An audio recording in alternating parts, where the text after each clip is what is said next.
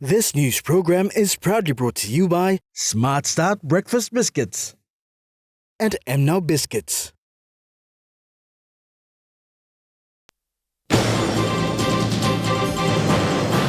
Calls for Vagrancy Act to be reintroduced. By-election, writs issued.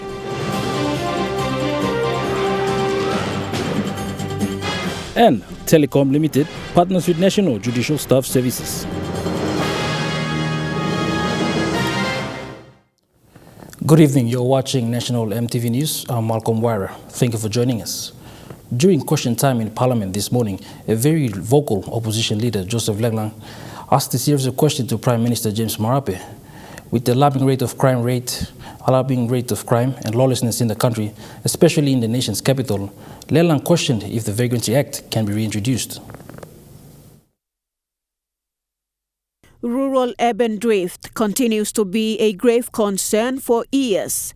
This, according to the opposition leader, has resulted in the increase of petty crimes, leading to organized crimes in the country's towns and cities. Many of our people from our rural areas are moving into towns and cities, but have very little education or skills, but who are looking for a better life. The settlements are overcrowded.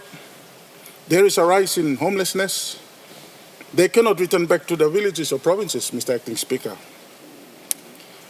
Some of those that actually migrate to towns and urban centers and cities are troublemakers, are criminals who escape arrests and community repressions in their home provinces or districts. And when you have this mixed bag of people migrating into towns and cities, social tensions and law and order problems are prone to escalate. Prime Minister, would you consider introducing the Vagrancy Act? And if not, then what are your plans to deal with the current rise in lawlessness that is caused by migration of our rural people into towns and cities from other provinces? In response, Prime Minister James Marape said laws of the country, including the Vagrancy Act, are already in place and police have been tasked to carry out its duties. However, policing of these laws are not always followed. On the issue of Vagrancy Act, Mr. Acting Speaker, the law is in place. Police have been tasked to look into this aspect of the law. And not only the Vagrancy Act, but every other laws we have. We have laws in our country, but unfortunately, policing of these laws has fallen short. Policing of these laws have fallen short over many, many years. And, we blame police, but we also, blame the society and blame all ourselves and blame government. Government today and governments of past also in not consistently ramping up support to the full law and justice sector. Prime Minister Marape further emphasized the need for Papua New Guineans to enter into agricultural activities. We cannot talk about development if we do not grow the economic base. Government just can't be the big spender in the economy. The economy base must be broadened, bigger, diversified, and people must run with growing the economy. PM Marape said the Connect PNG program has the potential to drive the country's economy forward whilst protecting the rights and traditions of indigenous Papua New Guineans. Therefore, he encouraged everyone to tap into agriculture and SME programs and support the Connect PNG program. Lindy Suharupa, National EMTV News. With the unemployment issues faced in the country, the member for Nipa Kutubu has raised a series of concerns to the Minister for Labour and Employment, Kessi Sawang, on the strategy she is taking to address this issue. Minister for Labour and Employment, Kessi Sawang, said the Marape Rosso government is much aware of the unemployment issues the country is facing at this time. She said it is a challenging time as the country is dealing with high inflation, low formal sector employment, skills gap, as well as the vulnerabilities and the risk faced by majority of the people who are in the informal sector. She further added, as the Minister for Labour and Employment, The government does not provide enough employment opportunities. Hence, under her care, she is looking forward to amending Papua New Guinea's aging labor laws. Recently, the government has launched the Medium-Term Development Plan 4, and under the MTDP 4, the government has an ambitious but achievable plan of creating 1 million jobs by 2027. And the plan actually goes into detail, where those jobs in each sectors will come from. Minister Sawang further added that her department will also be focusing on reviewing the minimum wage and making informed decisions about improving the labor market. Amanda Ilaitia, National MTV News. The issue of work permits and its technical expertise was queried on the floor of Parliament. Member for Yalibu Pangia, Peter O'Neill, queried why it is taking too long to process work permits, especially for foreign missionaries. Whilst acknowledging the only 2 females in Parliament, Peter O'Neill directed his questions to Kessi Sawang, Minister responsible for Labour and Employment. Milak sawe lo tintin blo minister, where you may saw approving more work blo missionary is a work lo plan diab lo bus inside lo country blo yumi. Plan blo mibla lo bus usai di representing population lo dislap, mibla pani mo sem plan blo missionary blo yumi. Only work lo give him all plenty hard time. Lo sim approval lo time mo likam na work lo this la 1 all boost where online blo you me too is less lo golen. Only providing teaching services, only providing pastoral services, only providing healthcare services. So me like him minister talks about some one priority by give him lo make him souls and make him easy lo this la missionary usai la kam na help him community blo you me na people blo you me. Minister Kessi Sawang clarified that these questions also involve the Immigration Department, hence she will consult the Minister for Immigration and revert accordingly. Lindy Suharupa, National MTV News. A concerned member for Rubber Open, Dr. Alan Marat, queried about the re-emerging of seabed mining in PNG's coastal communities. He requested if the government, through the country's Attorney General and the State Solicitor, revisit the relevant clauses of the country on seabed mining and reactivate law if need be. Dr. Marat requested during question time if the State Solicitor can be tasked to go through certain clauses pertaining to the issue of seabed mining. There is talk again for deep seabed mining to commence again. Mipala sampalalo coastal villages. Mipala no like him through seabed mining lo come back ken. Imiraus finish Nautilus mining some years ago. Now li tok ken lo alright him ken lo come. My question to the Attorney General, through you, Acting Minister, is whether he would request the State Solicitor to go through that agreement which we have been informed, the previous agreement between Nautilus Mining and the state, and to just go through the relevant clauses that tends to preserve the existence of this agreement. And if the State Solicitor could advise the Minister for Justice in appropriate language for that proposed agreement or proposed mining activities to just forget the mining, not to entertain the idea.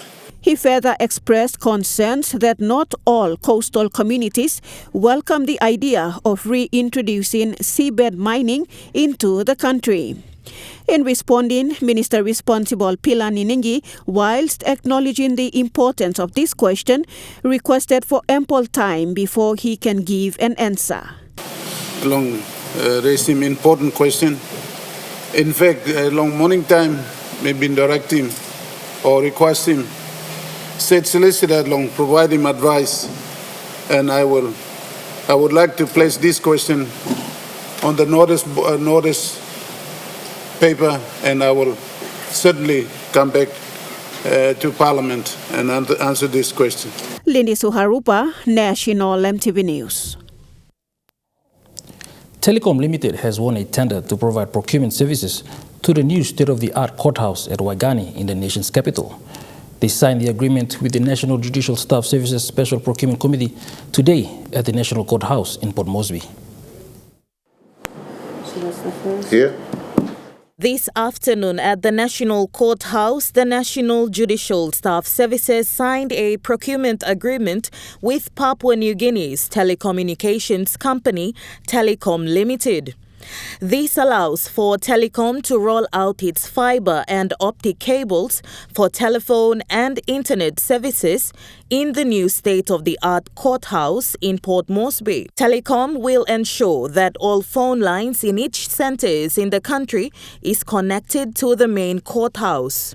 Chairman of the Special Procurement Committee for the National Judiciary Staff Services, Justice Elenas Batari, after signing the contract, trust that Telecom will provide their service well for the functionality of telephone and internet services.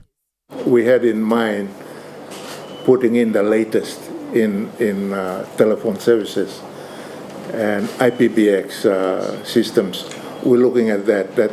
So that was part of the reason why Telecom was chosen. And we believe they will provide the state-of-the-art equipment into the new building. Telecom Limited CEO Amos Tepi commended the National Judicial Staff Services for having the trust in them to deliver their services. Courthouse, basically it's going to provide the PBX system and also the phone system that's going to go into the new building.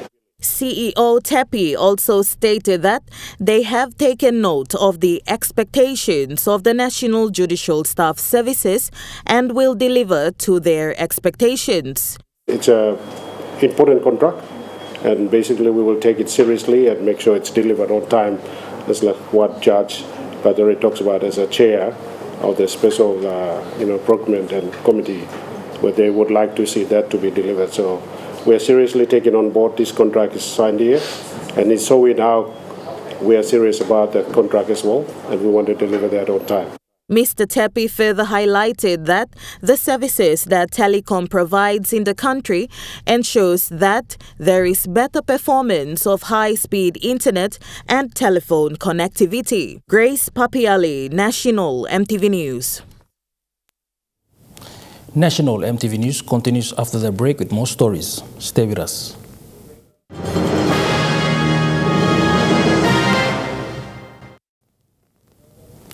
You're watching National MTV News. Member for Wow Warrior, Marsh Narowek, asked if an agriculture lease was already given to a particular area. Should a mining lease override that and be issued again? His questions was directed to the Deputy Prime Minister and Lands Minister John Rosso during question time in Parliament this morning.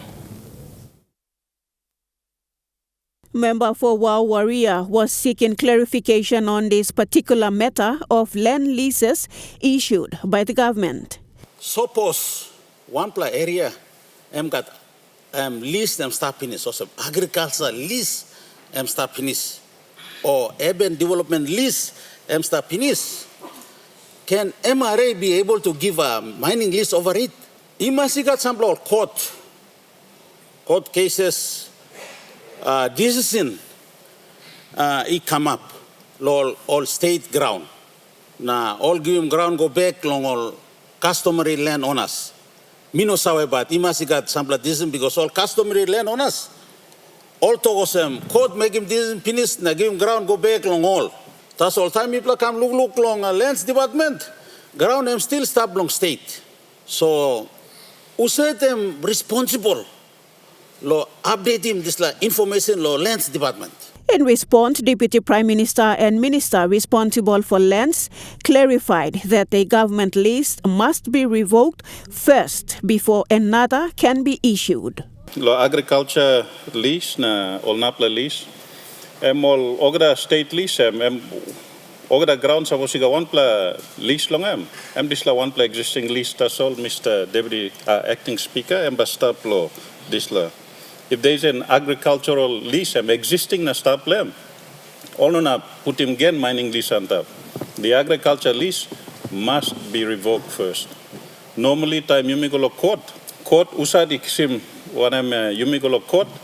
Time all judgment lo court case. It is pretty simple, Mr. Acting Speaker. Is that oksim records lo court case na lawyer representing all must salim go relevant respective department or usad all court one time and right long all na give him attach him judgment lo court so that if it's lands department all can update him all records blow. Lindy Suharupa, National MTV News. Election wreaths for the by-elections for Wewak Open, North Bougainville Open, and Pogara Paila Open electorates were issued yesterday afternoon to Governor General Sir Bob Dadai. Electoral Commissioner Simon Sinai presented the wreaths, witnessed by staff of the Commission and the media. Electoral Commissioner Simon Sinai visited the Government House yesterday afternoon and presented the by-election wreaths to the Acting Governor General, Job Pomat. Polling for Wewak Open and North Bougainville Open seats will progress on Saturday, the 30th of September 2023. Voting will last till the 13th of October, with counting to begin soon after on Saturday, the 14th of October 2023. Wreaths will be returned to the Governor General on the 3rd of November. Both Wewak Open and North Bougainville Open by-elections will have 14 days of voting and another 21 days of counting. Whilst these two electorates will progress, the Pogera Paila Open seat by-election will be on hold, awaiting police clearance and report. This was alluded to by the Electoral Commissioner Simon Sinai after issuing the wreaths. Those intending candidates, let's work together to see the election run. At the end of the day, one person is going to win. The vote that PNG Electoral Commission make available to you is one. And the ballot box and the ballot paper that is issued to you people. And so you are going to get this opportunity to cast the vote. And that's going to come to your village, to your council board level. And that's the trend that we have done all this time, election in and out. I will be waiting for the police report and we'll do the elections, but I'm worried about the safety of my officers. I'm worried about the retained officers going to make decisions. And these other fightings that's going on might, connect to some of this and, take advantage and affect the people. And I'm worried about that. MTV News will keep you updated on the progress and results of these by-elections. Lindy Suharupa, National MTV News. Papua New Guinea will play host to the Pacific ICT Ministerial Summit on the 27th of August 2023. ICT Minister Timothy Masiu made this announcement yesterday afternoon. Plans are underway by the Ministry for Information and Communications Technology on this significant summit, as this will be the first time Papua New Guinea will be playing host. Minister Masiu gives a highlight of the preparations that are underway. All the preparations have been done, and I have been briefed every day by the Secretary and his team. We have officers who are engaged. It's a 2-day program, but it will be 3 days because we are expecting all the Pacific Island countries coming in on the Sunday, the 27th, and we have a welcome in the evening, and then we'll go into the meeting on Monday. Minister Masiu further stated that an agreement will be signed by all Pacific Island leaders. The afternoon after our meeting, we'll be signing what we will call the Nakatoi Declaration, and this is for all the Pacific Island countries to sign. He elaborated that a province that all ICT ministers will be visiting during the period of the summit is New Ireland Province. We leave for New Ireland, for Caviar. There's a social outing that we want to engage our ministers and the delegations to some New Ireland hospitality. We've organized a event, a shark calling event, especially held in Pasingi village. It's been prepared, the ground has been prepared, everything is going on schedule. And of course, we'll go to Larabinai and see some yields there, and then we should be heading back to Port Moresby. Grace Papiali, National MTV News. Member for Moresby North East, John Cowper, took the opportunity during question time this morning to question the services of the Bank South Pacific, or BSP. Cowper's series of questions without notice was directed to the country's treasurer, Ian Lynn Stuckey, and Prime Minister James Marape. So, we must talk. Cowper queried if BSP had announced a profit of 11 billion kina in 2022. However, its interest rates are still too high for ordinary Papua New Guineans. He elaborates on his questions. Investigate PNG BC. BSP, now you may call him. The only largest bank of people of Papua New Guinea. So what are we doing as a government? Because the moment we put in 500 kina in the bank account, after 6 months it's gone. And that 1 billion kina net profit, I want to ask myself, all working money, want him up. Where are the source of income? From the capital investment that they invest from the money of our small people, SME, and micro SME people. From my point of view, this bank, saving interest flow legally man marry in country. In response, Treasurer Ian Lynn Stuckey said the government is aware and acknowledges all these issues faced by Papua New Guineans. However, the government has no direct control over the bank and its operations.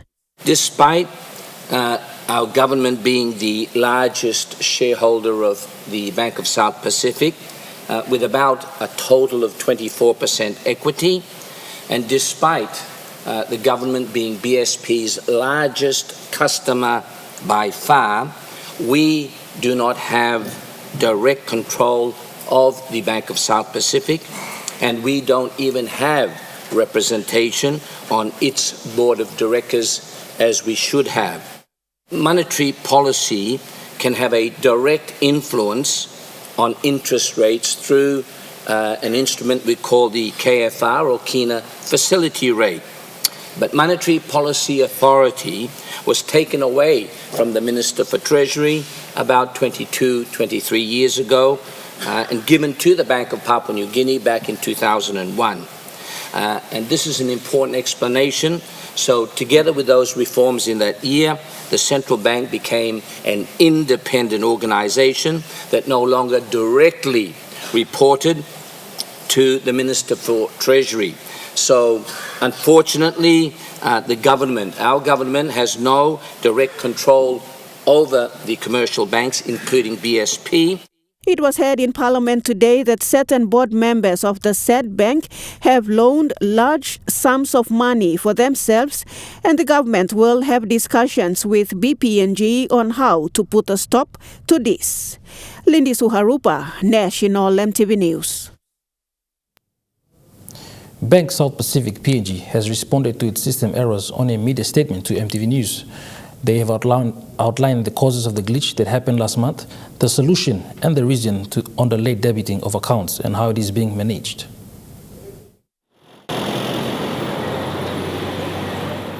With the recent occurrence with Papua New Guinea's largest commercial bank, the Bank South Pacific, customers experienced deductions to their bank accounts, which have led many public outbursts on social media platforms and the media as well.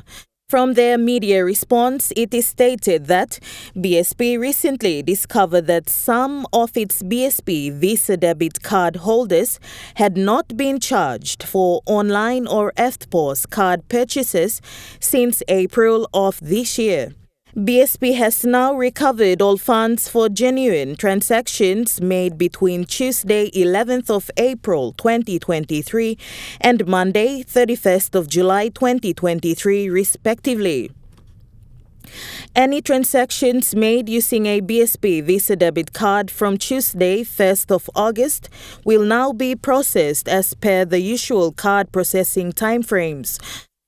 Any transactions made using a BSP Visa debit card from Tuesday, 1st of August, will now be processed as per the usual card processing timeframes.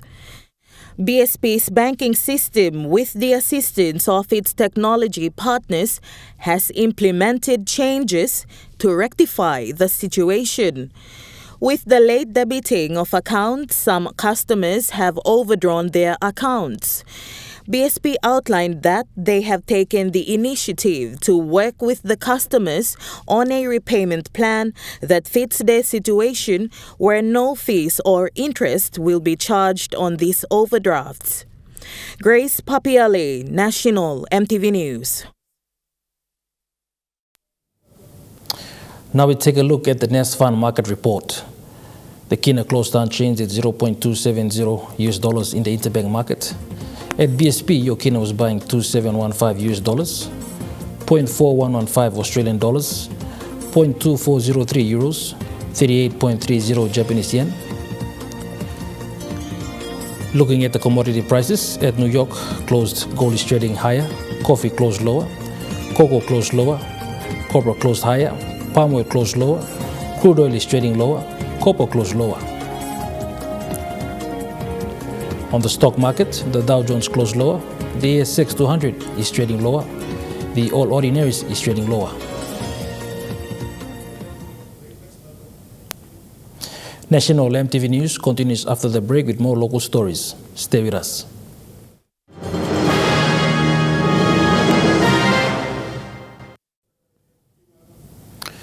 You're watching National EMTV News.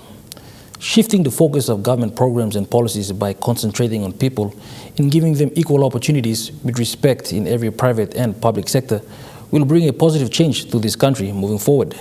This was the statement made by the Secretary for the Department of Works and Highways, David Wera, today.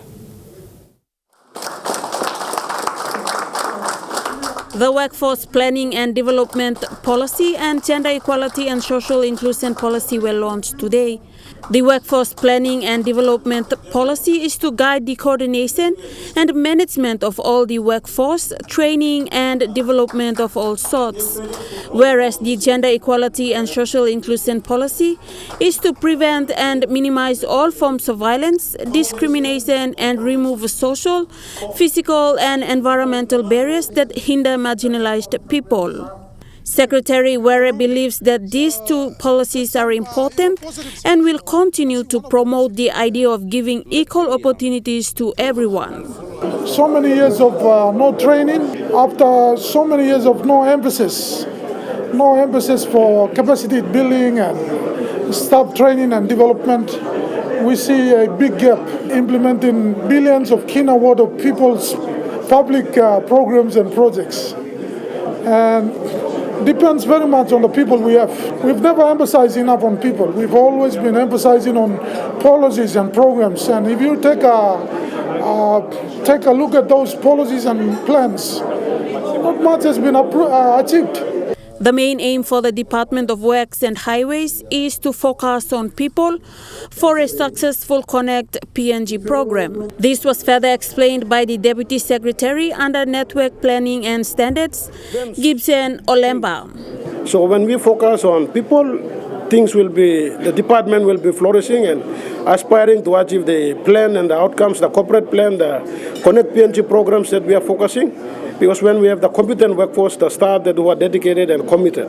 Acting Manager for Jesse congratulated the Department of Works and Highways for these two important policies, saying this will surely address inequality, inequity and discriminatory practices at the workplace.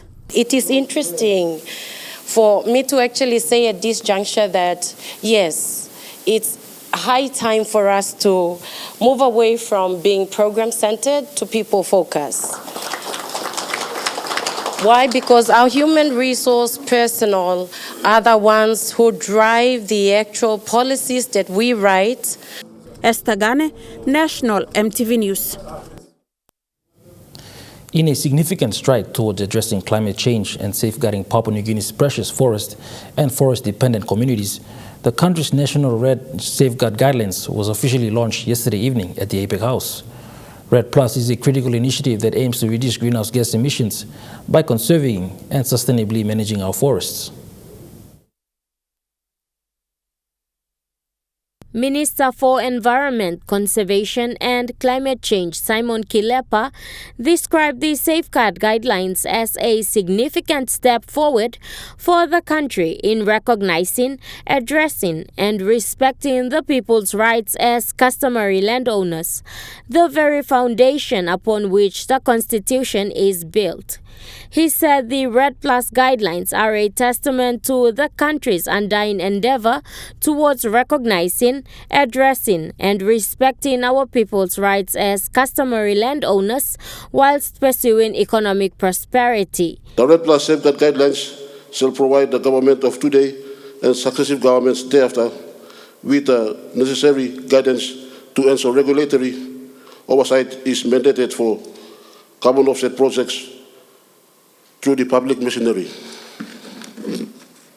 Importantly, the guideline guarantees the right of customary landowners are protected during the interface. Climate Change Development Authority Acting Managing Director William Larkine said these guidelines will also provide administrative guidance in regulating the carbon market space moving forward. He thanked funding partners like the Food and Agriculture Organization of the United Nations, Global Environmental Facility, the Green Climate Fund, and the Australian Department of Foreign Affairs and Trade for their financial and technical support over the years towards the completion of the guidelines. Amanda Elaitia, National MTV News. With the continuous power outages experienced in Daru, Governor for Western Province, Tabui Awioto, requested if the government can give back control and power back to the provincial governments. Governor Awioto explained that an agreement was signed between PNG Power and the South Fly District Development Authority. However, to date, Daru is still experiencing constant blackouts. The provincial capital of the Western Province, Daru, has been without power for some time now, and a concerned Governor Awioto questioned why this is so. PNG Power one time. South Fly DDA been signing power purchase agreement. Na mila provincial government, mila put him in money, lo buying diesel fuel lo. Time power, PNG Power in buying fuel, mila put fuel. Unfortunately, the town is still blackout. The national government got some tintin law. Give power supply come back, the provincial government, no manage him, no own him, no manage him, or no got. And number one question to me. Number two question to me, I must say, when after I'm up in signing the PP agreement one time, PNG Power, then my town is still blackout. Governor Awioto directed his question to the Minister for State Enterprises, William Duma, and this was the minister's response. It is true that with the help of both DFET and PNG STP, and together with PNG Power, they were able to come up with an arrangement where our people of Daru can then continue to enjoy uninterrupted power supply from there on. There were some issues regarding the financial modeling and PNG Power's own technical requirements that had to be met by those two gens that they provided. So all of those, I'm told, have been resolved. In fact, last weekend, last remaining information that was required of PNG STP was provided to PNG Power. And PNG Power are now working on it, and we expect to be able to finalize everything within the next 4 weeks.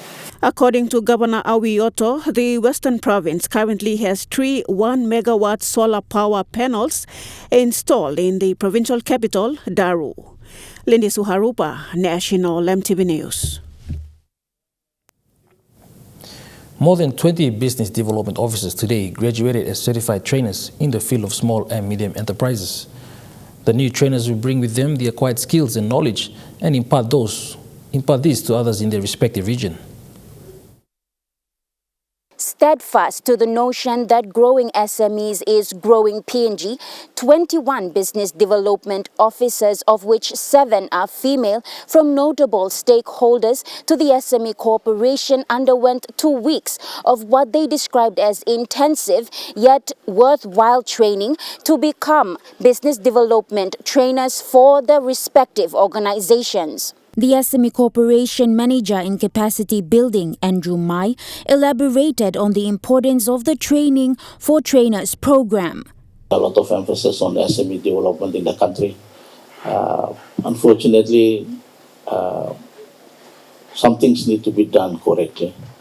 And one of the things is training before any other business development. But we have had funds being given out to a lot of community members through different and various sources without training, and we've seen a lot of activities, a lot of tasks being squandered through those type of arrangements. So we are appealing and we are urging all relevant players in the industry, in the sector, the SME sector, to have training conducted first.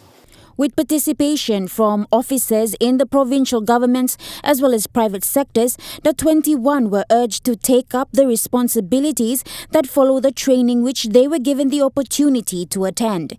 Expressing gratitude as a representative from the participants was Julian Terry from the private sector, Talkstrat Consulting, who expressed how she knows now what she didn't know then and can better assist others in lay. I used to think that accessing the government offices were difficult, and to be honest, has been difficult until I got here. The offices are just at my fingertips now. And if I can, if I can think that I can access these offices, I mean, I'm just the one person. Just imagine how many SMEs we have across the country.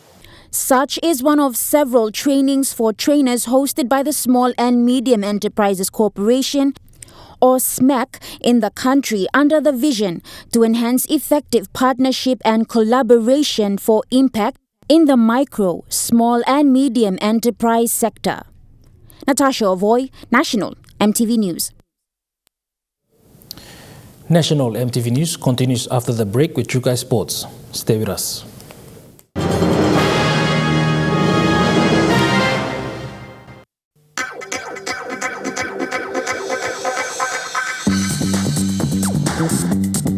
Chukai Sports.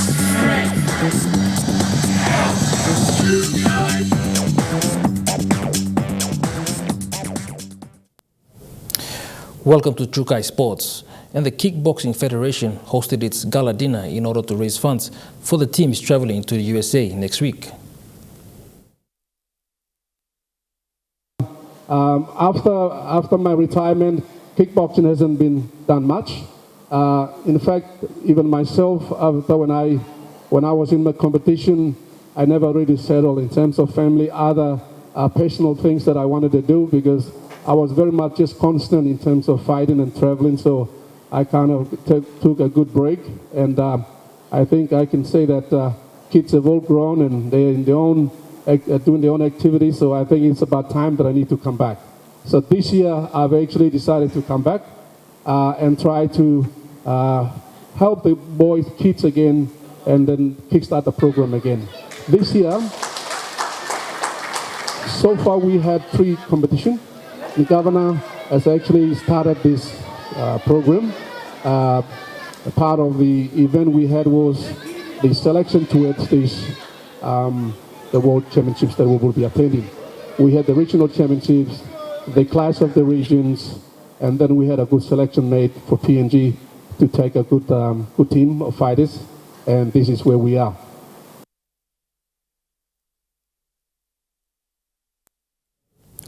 The National Rugby League competition will play its round 16 matches this coming weekend.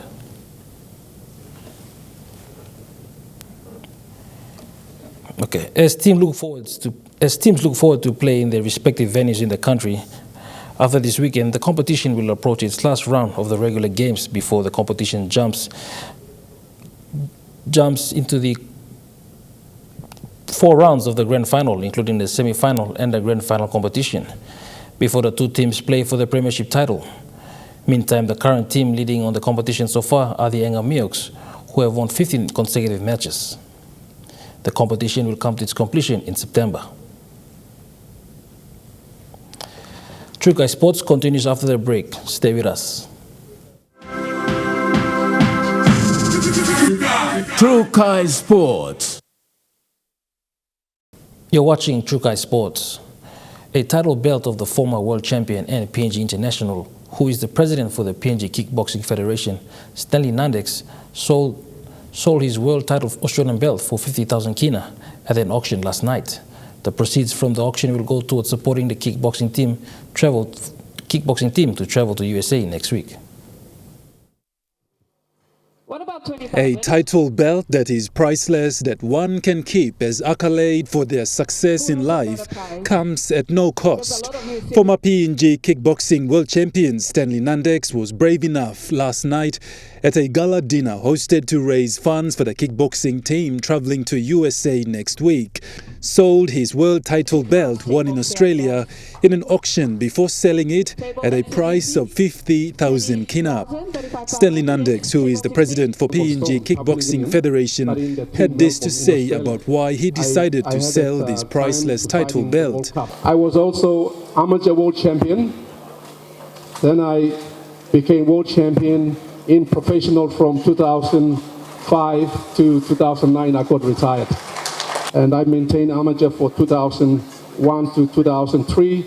I signed contract with professional in 2003 and then became the world champion from 2005 to 2009. I got retired. One of the reasons to selling this priceless belt was to help support his kickboxers. Stanley said it's something he never thought he would do but had to because of his love for the sport. Bit of the story on the belt. It was the first title belt. After fighting from medal, silver, bronze and all that, this was the title that I gained in Australia. So I'm happy. I'm happy to give away because I have to change the life and I want them to become champion like me because I'm gone and I have to raise this next generation. Thank you. The event saw NCD Governor Powes Pakop, Sports Minister Don Pollier, sponsors and fighters with their families. Godwin Eki, Trukai Sports. That ends Trukai Sports. The Money Plus weather report is next. Stay with us. Trukai Sports.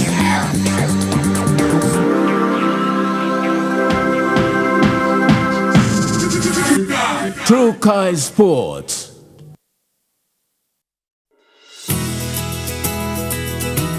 This weather update is proudly brought to you by Money Plus, with you always. The weather forecast for the next 24 hours. For the southern region, Port Moresby City, mostly sunny and windy. Pomondetta, cloudy periods with brief showers. For the Momase region, Ley City, cloudy periods with few showers. Vanimo, cloudy with rain showers and thunderstorms. Towards the Anjay region, Lorengau, cloudy with rain showers and possible thunderstorms. Buka, cloudy periods with rain showers and thunderstorms. To the Highlands region, Mount Hagen City, cloudy periods with some showers. Mendi and Wabek, cloudy with few showers.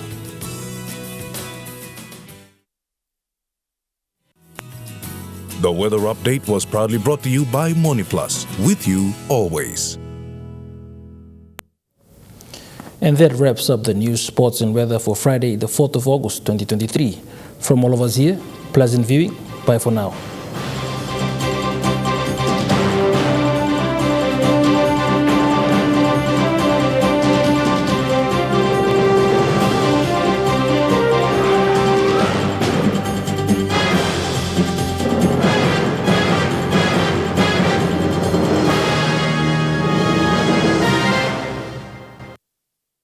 This news program was proudly brought to you by Smart Start Breakfast Biscuits and Gold Nuggets.